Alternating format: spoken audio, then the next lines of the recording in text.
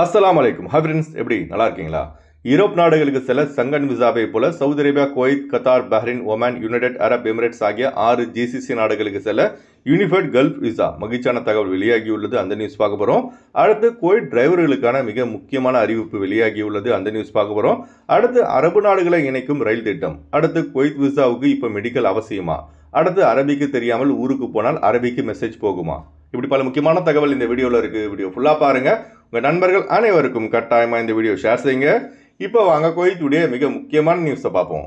குவைத்துடைய பொது போக்குவரத்துறை, அதாவது த general traffic department வெளியிட்டுள்ள புதிய அறிவிப்பின்படி போக்குவரத்து விதிமுறை செய்யும் வாகனங்கள் இத்னேன் ஷஹர், அதாவது பார்த்தீங்கன்னா 2 மாதங்கள் வரை வாகனங்கள் பறிமுதல் செய்யப்பட்டு அபராதம் விதிக்கப்படும் என புதிய அறிவிப்பு ஒன்றை த ஜெனரல் டிராஃபிக் டிபார்ட்மெண்ட் தனது அதிகாரப்பூர்வ எக்ஸலத்தில் வெளியிட்டுள்ளது. அதாவது 4 வகை விதிமுறைகள் செய்தால் 2 மாதங்கள் வாகனம் பறிமுதல் செய்யப்படும். அது என்னென்ன பார்த்தீங்கன்னா, முதலாவது யூட்டர்ன் போடும்போது வாகனத்தை முந்தி செல்வது, 2வது தடை செய்யப்பட்ட பகுதிகளில் வாகனத்தை நிறுத்துவது, 3வது வாகனங்களுக்கு இடையூறு செய்வது, 4வது சாலைகளை மறைப்பது.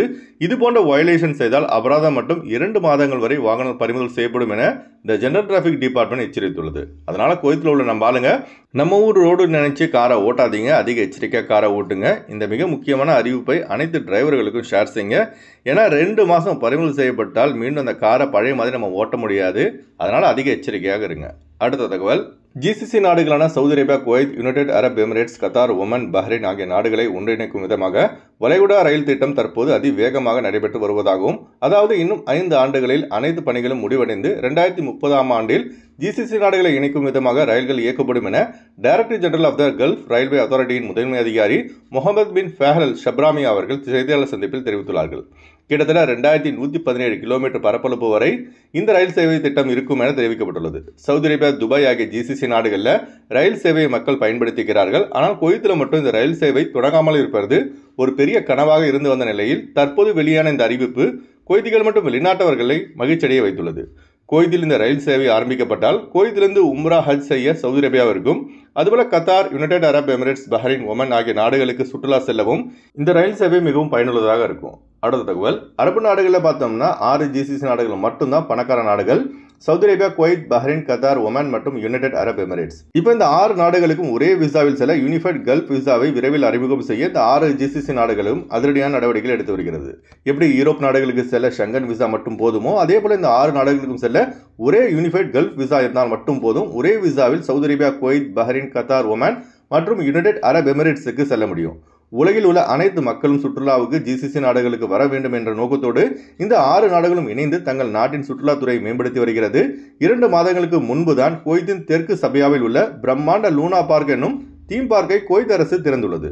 இதற்கான நுழைவு கட்டணம் பார்த்தீங்கன்னா வெறும் 2 குவைத் தினார் மட்டுமே. சுற்றுலா பயணிகளை அதிகம் கவரவே இந்த பிரம்மாண்ட லூனா பார்க்கை குவைத் அரசு திறந்துள்ளது குறிப்பிடத்தக்கது. இந்த வீடியோ பார்க்குற நீங்கள் சுற்றுலா செல்ல எந்த அரபு நாடு சிறந்தது என்ற உங்களோட கருத்துக்களை மறக்காம கமெண்ட்ஸில் பதிவு செய்யுங்க. அதுபோல் யாரெல்லாம் குவைத்திற்கு டூரிஸ்ட் விசாவில் வந்துள்ளீர்கள் என்பதையும் கமெண்ட் பாக்ஸில் பதிவு செய்யுங்க. அடுத்து நம்ம சப்ஸ்கிரைபர் வந்து ஒரு டவுட் கேட்டிருக்காரு. ப்ரோ, நான் காதி விசாவில் டிரைவராக வேலை செய்கிறேன். லீவுக்கு ஊருக்கு போயிட்டு குவைத் வந்த பிறகு விசா ரினியூவல் செய்வதற்கு முன்னாடி மெடிக்கல் எடுக்கணுமான்னு கேட்டிருக்காரு. இதற்கு பதில் என்னென்னு பார்த்தீங்கன்னா, காதிம் விசா தொழிலாளர்கள் லீவுக்கு ஊருக்கு போயிட்டு ரிட்டர்ன் குவைத் வந்த பிறகு விசா ரினியூவல் செய்வதற்கு முன்னாடி லாசிம் கட்டாயமாக குவைத் மெடிக்கல் எடுக்கணும். அதில் ஃபிட் வந்தால் மட்டும்தான் அவங்களுக்கு வந்து விசா ரினியூவல் செய்யப்படும். அதே போல் பார்த்தீங்கன்னா ஷூன் விசா தொழிலாளர்களுக்கு இந்த சட்டம் கிடையாது. ஒன்லி ஃபார் காதிம் விசா தொழிலாளர்கள் மட்டும்தான் இந்த சட்டம். அடுத்த சப்ஸ்கிரைபர் கேட்ட டவுட்டு, ப்ரோ, நான் காதிம் விசாவில் வேலை செய்கிறேன். என் கஃபில் போட்டு என்னை அடிக்கிறான். எனக்கு வேலை செய்ய சுத்தமாக பிடிக்கல. நான் என் கஃபிலுக்கு தெரியாமல் ஊருக்கு போனால் ஏர்போர்ட்லேருந்து என் கஃபிலுக்கு ஏதாவது மெசேஜ் போகுமான்னு கேட்டிருக்காரு. கண்டிப்பாக போகுங்க. நீங்கள் போர்டிங் பாஸ் வாங்கும்போது மெசேஜ் போகாது. லாஸ்ட்டாக இமிகிரேஷனில் போய் ஃபிங்கர் வைக்கிறீங்களே அந்த டைமில் உங்கள் கஃபிலுக்கு வந்து மெசேஜ் கண்டிப்பாக போகும். அடுத்து ஃப்ளைட்டோட அப்டேட் பார்ப்போம். குறைந்த கட்டணத்தில் விமான டிக்கெட் எடுக்க விரும்புபவர்கள் ஸ்க்ரீனில் தெரிகிற ஜியா டிராவல்ஸ் நம்பரை கான்டெக்ட் பண்ணிவிட்டு குறைந்த கட்டணத்தில் விமான டிக்கெட் எடுத்துக்கொள்ளலாம். அதுபோல் பிசிசி மெடிக்கல் ஸ்டாம்பிங் அட்டஸ்டேஷன் இந்த ப்ராசஸும் செய்து தரப்படுகிறது. அதே போல் பார்த்தீங்கன்னா சவுதி விசா ப்ராசஸும் செய்து தரப்படுகிறது. சென்னை டு குவைத் 16,800 ரூபாய்க்கு ஸ்ரீலங்கன் ஏர்லைன்ஸில் ஃப்ளைட் எடுக்கலாம். குவைத் டு சென்னை 46 குவைத் தினாருக்கு இண்டிகோ ஏர்லைன்ஸில் ஃப்ளைட் எடுக்கலாம். திருச்சி டு குவைத் 21,500 ரூபாய்க்கு ஸ்ரீலங்கன் ஏர்லைன்ஸில் ஃப்ளைட் எடுக்கலாம். குவைத் டு திருச்சி 55 குவைத் தினாருக்கு இண்டிகோ ஏர்லைன்ஸில் ஃப்ளைட் எடுக்கலாம்.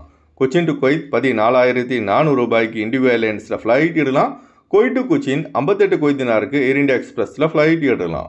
மும்பை டு குவைத் 12,300 ரூபாய்க்கு ஆகாஷ் ஏர்லைன்ஸில் ஃப்ளைட் எடுக்கலாம். குவைத் டு மும்பை 32 குவைத் தினாருக்கு ஜஸ்ரா ஏர்லைன்ஸில் ஃப்ளைட் எடுக்கலாம். கொழும்பு டு குவைத் 55 குவைத் தினாருக்கு ஏர் அரேபியாவில் ஃப்ளைட் எடுக்கலாம். குவைத்து கொழும்பு 58 குவைத் தினாருக்கு எமிரேட்ஸ் ஏர்லைன்ஸில் ஃப்ளைட் எடுக்கலாம். அடுத்து வாங்க குவைத்துடைய தினார் ரேட் பார்ப்போம்.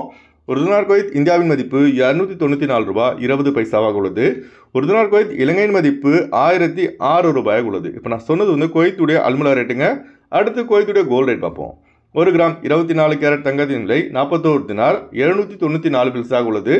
1 கிராம் 22 கேரட் தங்கத்தின் விலை 38 தினார் 325 பில்ஸாக உள்ளது. ஓகே ஃப்ரெண்ட்ஸ், இந்த வீடியோ ஷேர் செய்யுங்க. இந்த வீடியோ சம்பந்தமாக நீங்கள் என்ன நினைக்கிறீங்க என்பதை மறக்காமல் கமெண்ட்ஸில் பதிவு செய்யுங்க. எப்போதும் இணைந்திருப்போம். உங்களின் ஒருவன் ஜியாவுதீன். அஸ்ஸலாமு அலைக்கும்.